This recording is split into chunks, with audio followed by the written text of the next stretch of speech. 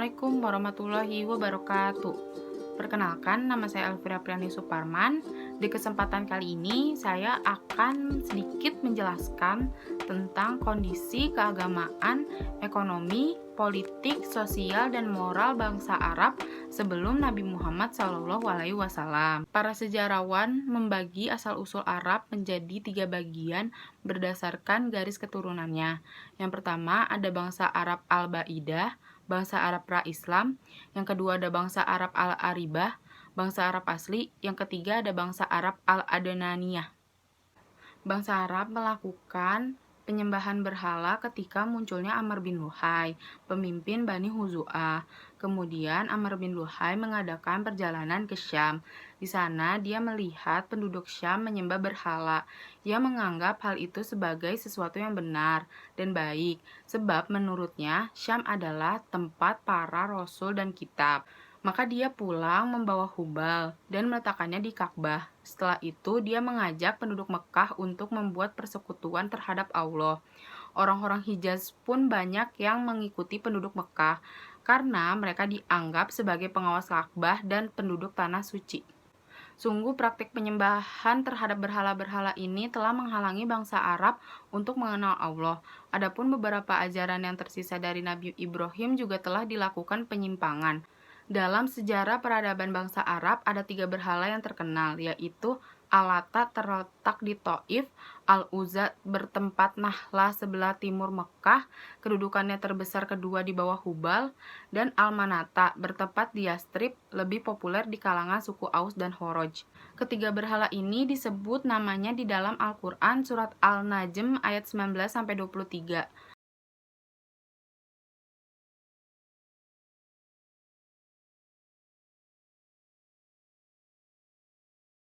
Berhala-berhala ini mereka jadikan tempat menanyakan dan mengetahui nasib baik dan nasib buruk.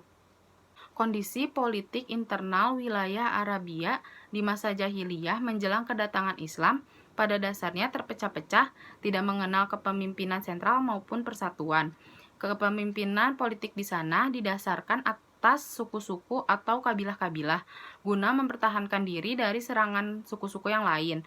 Satu sama lain kadang saling bermusuhan. Mereka tidak mengenal rasa ikatan nasional. Oleh karena itu, mereka tidak akan tunduk ke sebuah kekuatan politik di luar kabilah yang menjadikan mereka tidak mengenal konsep negara. Sementara menurut Nicholson, tidak terbentuknya negara dalam struktur masyarakat Arab pra-Islam disebabkan karena konstitusi kesukuan tidak tertulis. Kondisi ekonomi bangsa Arab saat itu cukup bermacam-macam. Untuk bidang perkebunan, pertanian, dan perindustrian kurang cocok. Namun kawasan ini strategis sebagai jalur sutra antara Afrika dan Asia Timur, yang pada akhirnya membuat kawasan Arab ini sangat strategis untuk menjadi sentra bisnis tingkat internasional. Terkait di bidang bisnis, salah satu kabilah terbesar di Arab adalah suku Quraisy. Mereka memiliki 2 musim perjalanan dagang. Yang pertama ada musim dingin. Mereka pergi berdagang ke Yaman. Lalu yang kedua itu musim panas. Mereka pergi berdagang ke Syam. Bahkan kebiasaan ini tertulis dalam firman Allah Subhanahu wa taala di surat Al-Quraisy ayat 1-4.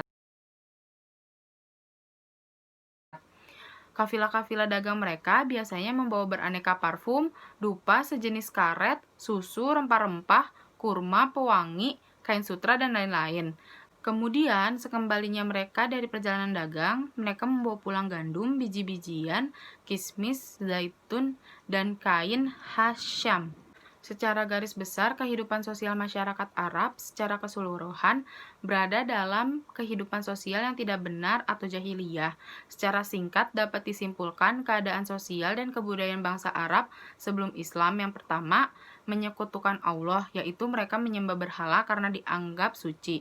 Yang kedua, menguburkan anak-anak perempuan mereka hidup-hidup karena takut malu dan celaan, karena mereka menganggap anak perempuan itu membawa kemiskinan dan kesengsaraan. Yang ketiga, budak diperlakukan majikan secara tidak manusiawi. Yang keempat, mereka orang-orang yang suka bertengkar. Kondisi moral bangsa Arab saat itu ada yang berperilaku positif dan ada yang berperilaku negatif.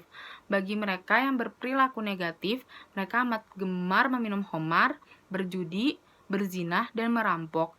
Dan bagi mereka yang mempunyai karakter dan perilaku positif, mereka memegang teguh panji-panji Islam. Sekian penjelasan dari saya, kurang lebihnya mohon maaf. Wabillahi taufik wa hidayah. Wassalamualaikum warahmatullahi wabarakatuh.